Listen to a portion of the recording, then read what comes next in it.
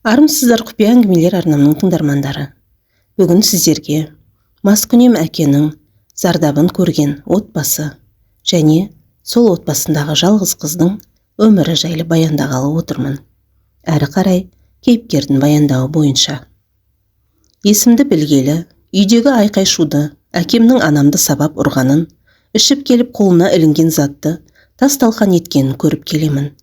Күліп, жадырап, арқа-жарқа боп тамақ ішкен кезіміз болмапты. 3 інім, анам марқұм, бәріміз әкеміз есіктен кіріп келгенде түріне бақылай қарап, қорыққаннан тістеніп отырушы едік. Соған қарамастан сабақты жақсы оқыдым. Оқуға түскім келеді деп анама айта беретінмін. Анам, оқысаң мен сияқты қор болмайсың деп, ол кісі мені қолдап жүретін. Сөйтіп, тықпыштап жүрген ақшасын қолыма ұстатып, үйден қашып кетуіме жәрдемдесті. Мектепті бітіргеннен кейін өз күшіммен педагогикалық университетті бастауыш сыныбы бойынша бітіріп шықтым. Сол жерде жүріп, өзімді шын сүйген адамды кездестірдім.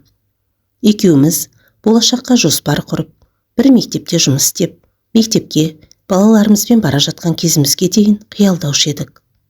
Оның үйленбеген өзінен үлкен ағасы болды. Диплом алған жылы екеуміз үйлене алмадық. Өйткені ата-анасы қарсы болды. Олай болса мен ауылға барып, ата-анама, бауырларыма қарайласайын, дипломымның нанын жегізейін дедім. Бірақ соным бекер болған екен. Ауылға қайтқаным қате шешім болды. Ауылдан жұмыс табылмай, аудандық мектептердің біріне орналастым. Менің келгеніме анашым қатты қуанды. Қызым енді мұғалім деп, есік алдынан өткен-кеткеннің барлығына балаша мақтанушы еді. Оның қуанғанына мен қуанып, 1-2 айлығымды жинасам, анам мен 3 бауырымды қалаға апарып қыдыртып, бастан аяқ киіндіремін деп жоспарлап қойған едім.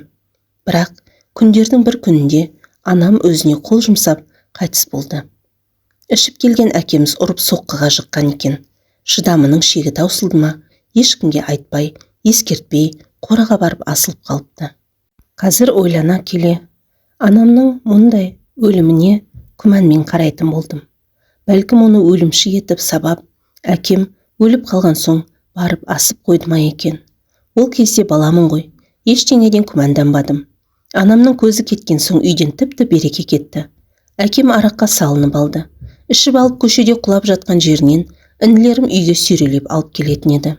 Оның адам болмайтынын туыстары да түсінсе керек. Бізді көрсе, алыстан қашатын жағдайға жетті. Тапқан айлығымды 3 бауырымның киімі мен тамағына әзер жеткізіп жүргенде, сүйген жігітім де басқа біреуге үйленіп кетті. Обалы не керек, алдыма 3 рет келді.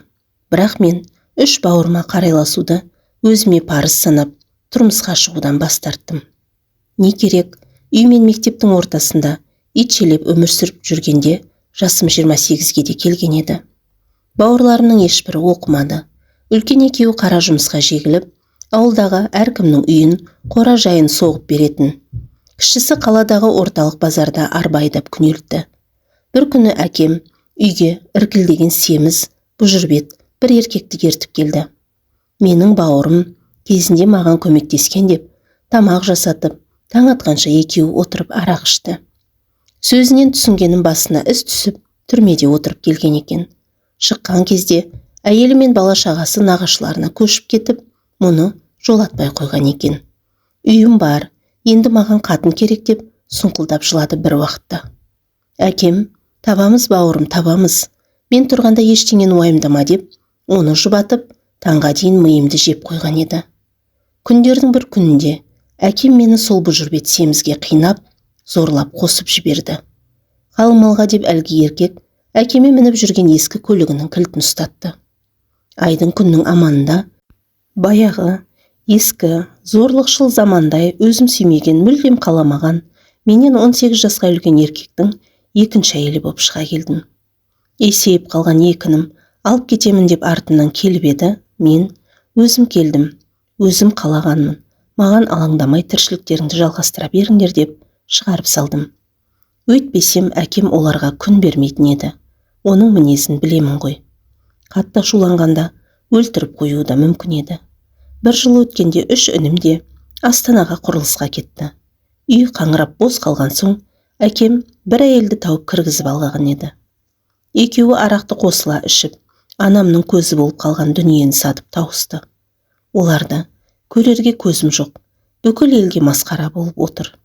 Ауылдың еріккен еркегі де, алқашы да біздің үйді айналшықтап шықпайды қазір. Өзім сүймеген адаммен 2 жылдан бері біргемін. Бір қыз тудым, алданышым сол ғана. Жұмыс істеуіме тиым салған қыздың тәрбиесімен үйде отырмын. Түрме көрген адам қайбір оңсын, әкемнен арыда берде емес. Күйеуімді айтамын. Ашуы шыққанда қалшылдап өлтіріп қоя жаздайды. Оған жеткізбеу үшін өтірік күліп, алдаусыратып отырамын.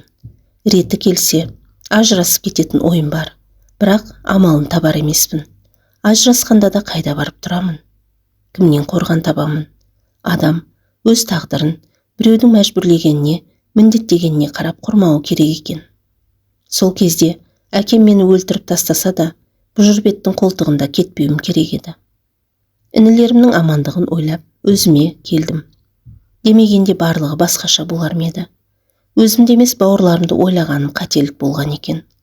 О баста ештеңеге қарамай, сүйген жігітіммен кетпегеніме қатты өкіндім. Бауырым деп, солар үшін бақытымнан бас тартып едім. Қазір олар мені ойлап, тым құрса аптасына 1 ретте болсын хабарласпайды. Тағдыр оларды да тас бауыр етіп жіберді-ау. Әңгіменің соңы.